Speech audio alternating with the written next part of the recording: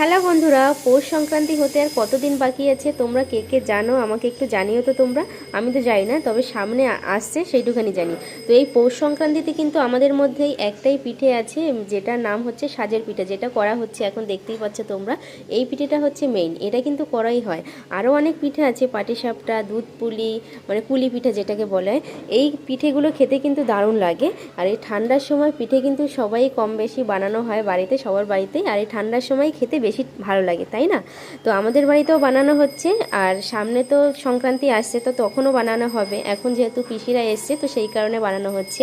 আর এই সাজের পিঠেটা কিন্তু মাংস দিয়ে খেতেও অনেক ভালো লাগে।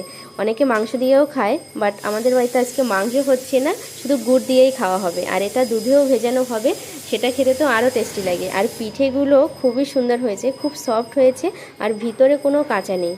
দারুণ লাগছিল খেতে। তো তোমরা কে কে এই পিঠেটা খেতে ভালোবাসো অবশ্যই কমেন্ট করে জানাও।